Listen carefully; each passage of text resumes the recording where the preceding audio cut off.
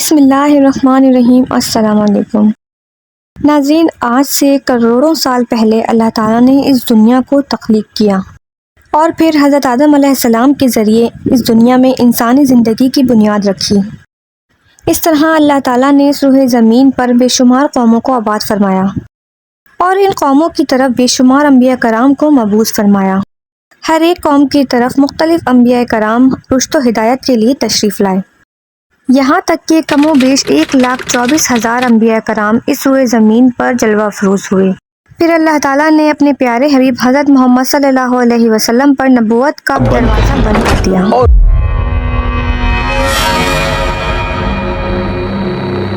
اس طرح اس دنیا میں بے شمار انبیاء کرام اپنی اپنی قوموں کی طرف آئے اور اس دنیا سے واپس چلے گئے، لیکن 4 انبیاء کرام ایسے ہیں جو آج بھی زندہ ہیں اور لوگوں کی مدد کر رہے ہیں۔ یہ 4 انبیاء کرام کون کون سے ہیں اور اللہ تعالیٰ نے ان کو کس وجہ سے زندہ رکھا ہے؟ تو آج کی اس ویڈیو میں ہم آپ کو یہی بتانے جا رہے ہیں کہ کون کون سے انبیاء کرام زندہ ہیں۔ ناظرین، بہت سی روایات اور احادیث کرام کی روشنی میں 4 ایسے انبیاء کرام کا ذکر ملتا ہے جن کو اللہ تعالیٰ نے آج بھی زندہ رکھا ہوا ہے۔ پہلے نبی جن کو اللہ تعالیٰ نے موت نہیں دی، جن کے زندہ رہنے کا ذکر قرآن پاک میں بھی ملتا ہے، وہ حضرت عیسیٰ علیہ السلام ہے۔ جب حضرت عیسیٰ علیہ السلام نے نبوت کا اعلان کیا اور اپنے ارد گرد کے لوگوں کو جمع کیا اور ان کو بتایا کہ میں اللہ تعالیٰ کی طرف سے بھیجا گیا نبی ہوں اور میں دعوت حق دینے کے لیے مبعوث کیا گیا ہوں، لیکن جس قوم کی طرف اللہ تعالیٰ نے حضرت عیسیٰ علیہ السلام کو مبعوث فرمایا تھا وہ قوم یہودی تھی، اور ان کی کتابوں میں واضح لکھا ہوا تھا کہ اللہ تعالیٰ کا ایک نبی آئے گا جو ان کے دین کو ختم کر دے گا۔ اسی ڈر کی وجہ سے یہودیوں نے حضرت عیسیٰ علیہ السلام کو قتل کرنے کا منصوبہ بنایا کہ اگر حضرت عیسیٰ علیہ السلام زندہ رہے تو یہ ہمارے دین کو ختم کر دیں گے۔ چنانچہ حضرت عیسیٰ علیہ السلام اللہ کے حکم سے اس قوم کو اللہ کی طرف بلاتے رہے، لیکن یہ قوم حضرت عیسیٰ علیہ السلام کی کسی بات پر ایمان نہ لائی اور ان کو جھوٹا قرار دیتی رہی۔ جب عیسیٰ علیہ السلام کو یقین ہو گیا کہ یہ لوگ میری کسی بات پر یقین نہیں کریں گے اور اسی جہالت میں رہیں گے، تو ایک دن حضرت عیسیٰ علیہ السلام نے تمام لوگوں کو جمع کیا اور ان سے پوچھا کہ آپ لوگوں میں سے کون ہے جو اللہ کے دین پر ایمان لاتا ہے؟ تو ان میں سے تقریباً 12 یا 18 لوگ ایسے تھے کہ جنہوں نے اعلان کیا کہ ہم اللہ کی دین پر اور اس کی وحدانیت پر ایمان رکھتے ہیں، اور ان لوگوں کے علاوہ باقی کسی نے بھی اسلام قبول نہیں کیا۔ چنانچہ جب یہ چند لوگ حضرت عیسیٰ علیہ السلام پر ایمان لے آئے تو یہودیوں نے دیکھا کہ اس طرح تو ہمارا دین ختم ہو جائے گا، کہ لوگ اگر حضرت عیسیٰ علیہ السلام پر اسی طرح ایمان لاتے رہے تو ہمارا دین تو ختم ہو جائے گا۔ اس طرح تمام یہودیوں نے آپس میں مشاورت کے بعد حضرت عیسیٰ علیہ السلام کو قتل کرنے کا منصوبہ بنا لیا۔ چنانچہ یہودیوں نے ایک تتیالوس نامی شخص کو مقرر کر دیا کہ وہ حضرت عیسیٰ علیہ السلام کو قتل کر دے۔ ادھر جب تتیالوس حضرت عیسیٰ علیہ السلام کو قتل کرنے جا رہا تھا تو اللہ تعالیٰ نے اپنے فرشتے کو حکم دیا کہ جاؤ اور حضرت عیسیٰ علیہ السلام کو آسمان پر اٹھا کر لے آؤ۔ تو وہ فرشتہ اللہ تعالیٰ کے حکم کی تکمیل کرتے ہوئے گیا اور حضرت عیسیٰ علیہ السلام کو اٹھا کر آسمانوں کی طرف لے آیا، اور ادھر یہودی باہر کھڑے ہوئے اس شخص کا انتظار کر رہے تھے جس کو انہوں نے حضرت عیسیٰ علیہ السلام کو قتل کرنے کے لیے بھیجا تھا۔ جب کافی دیر ہو گئی اور وہ شخص واپس نہ آیا، اس وقت تمام یہودی حضرت عیسیٰ علیہ السلام کے گھر کی طرف روانہ ہوئے کہ آخر دیکھیں تو صحیح کہ ماجرا کیا ہے۔ تو انہوں نے ایک شخص کو پایا جس کا چہرہ حضرت عیسیٰ علیہ السلام کے جیسا تھا،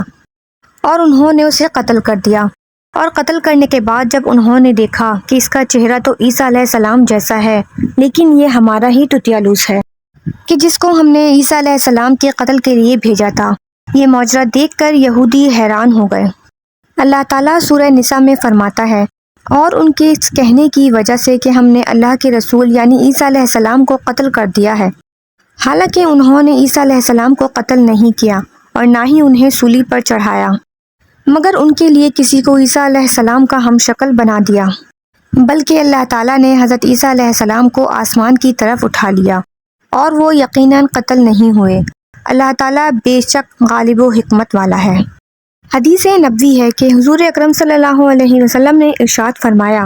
کہ عیسیٰ علیہ السلام قیامت سے پہلے زمین پر تشریف لائیں گے اور سنت نبوی کے مطابق زندگی گزاریں گے، اور وہی دجال کا جڑ سے خاتمہ کریں گے،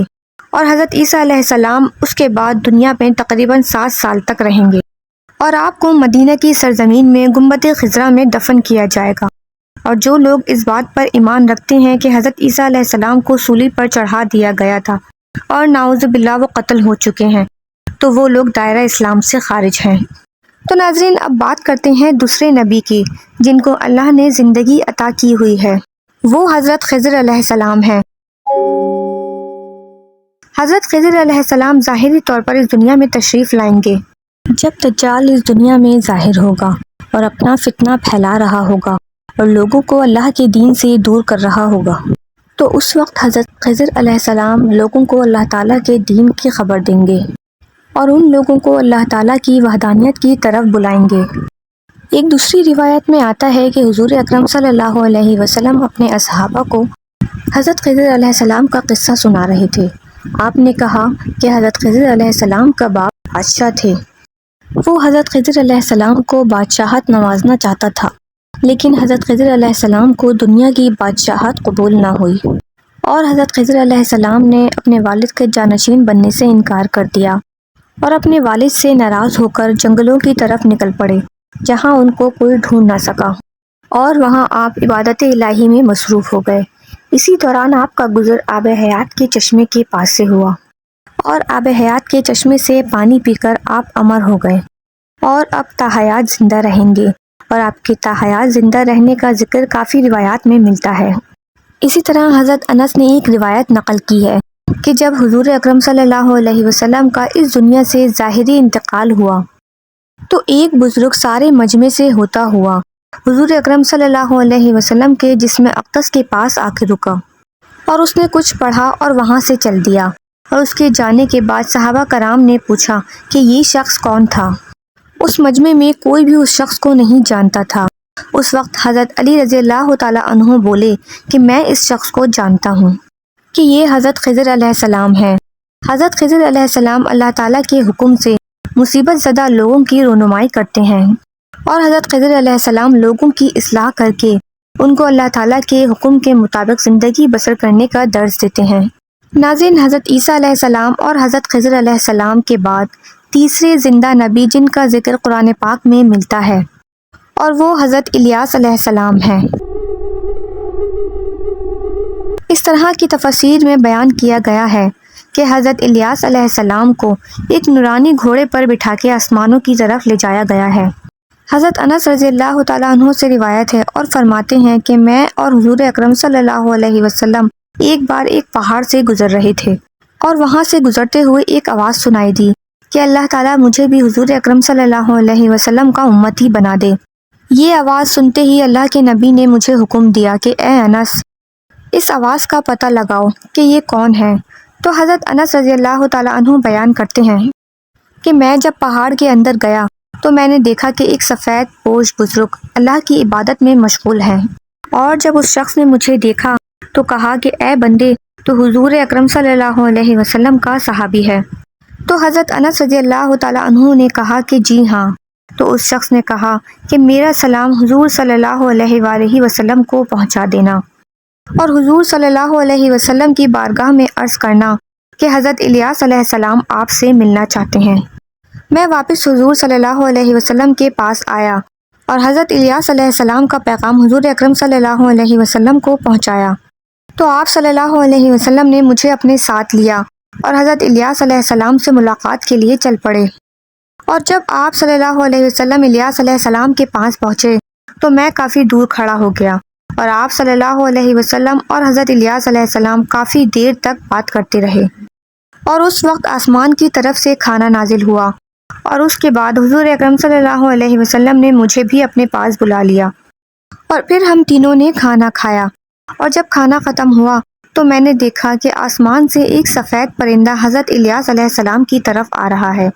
اور حضرت الیاس علیہ السلام اس پرندے کے اوپر سوار ہو کر چل دیے اور آسمانوں کی طرف چل دیے۔ بعض علماء کرام نے لکھا ہے کہ حضرت الیاس علیہ السلام اور حضرت خضر علیہ السلام ہر رمضان میں بیت المقدس میں تشریف لاتے ہیں اور وہاں پر روزے رکھتے ہیں اور وہاں پر حج کے موقع پر حج ادا کرتے ہیں، اور دونوں نبی مختلف مقامات پر مصیبت زدہ لوگوں کی مدد کرتے ہیں۔ تو ناظرین، اب بات کرتے ہیں چوتھے نبی کی جو آج بھی زندہ ہیں، اور وہ ہیں حضرت ادریس علیہ السلام۔ اور ان کے بھی زندہ ہونے کی روایات ملتی ہیں، جس طرح اللہ تعالیٰ سورہ مریم میں ارشاد فرماتا ہے، وہ ایک نیک اور پرہیزگار انسان اور نبی تھے، ان کو اللہ تعالیٰ نے جنت سے اٹھا لیا تھا۔ معراج کی رات چوتھے آسمان پر حضور اکرم صلی اللہ علیہ وسلم کی ملاقات حضرت ادریس علیہ السلام سے ہوئی تھی، اور بعض روایات میں چھٹے آسمان کا ذکر بھی ملتا ہے۔ حضرت ادریس علیہ السلام زمین کی سیر و سیاحت کے ساتھ ساتھ اللہ کے ذکر میں مشغول رہتے تھے۔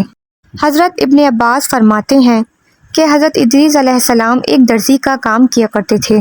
اور کپڑوں کی سلائی کیا کرتے تھے اور اللہ تعالیٰ کا ذکر بلند کیا کرتے تھے، اور جب شام ہو جاتی تو آپ کی نیکیاں بہت زیادہ ہو جاتی تھیں۔ حضرت ادریس علیہ السلام کی نیکیاں زمین پر رہنے والے ہر شخص سے زیادہ ہو جاتی اور آپ کی نیکیاں اللہ کی بارگاہ میں جمع ہو جاتی۔ حضرت ادریس علیہ السلام کو زندہ آسمانوں کی طرف اٹھایا گیا تھا، اور ایک دفعہ جب ملک الموت حضرت ادریس علیہ السلام کی بارگاہ میں تشریف لائے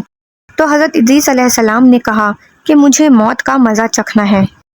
چنانچہ آپ کے کہنے پر ملک الموت نے آپ کی جان نکالی، اور پھر اللہ تعالیٰ کے حکم سے آپ کو دوبارہ زندہ کر دیا گیا۔ آپ نے فرشتے سے کہا کہ میں دوزخ کو دیکھنا چاہتا ہوں، پھر آپ کو دوزخ میں لے جایا گیا اور دوزخ کی سیر کروائی گئی، اور پھر آپ نے جنت کا ارادہ کیا تو پھر آپ کو جنت کی سیر بھی کروائی گئی، اور جب آپ کو جنت میں داخل کر دیا گیا تو حضرت ادریس علیہ السلام نے فیصلہ کیا کہ اب میں یہیں رہنا پسند کروں گا۔ چنانچہ فرشتے نے کہا کہ آپ اپنے مقام کی طرف واپس لوٹ جائیں، اور پھر اللہ تعالیٰ کی طرف سے حکم ملا کہ حضرت ادریس علیہ السلام کو ادھر ہی رہنے دیا جائے، اور اس طرح حضرت ادریس علیہ السلام وہ چوتھے نبی ہیں جو زندہ جنت میں موجود ہیں۔ اللہ تعالیٰ سے دعا ہے کہ اللہ تعالیٰ ہمیں اپنے احکام کے مطابق زندگی گزارنے کی توفیق عطا فرمائے، آمین۔ ویڈیو کے آخر میں ایک بار درود پاک ضرور پڑھ لیجئے۔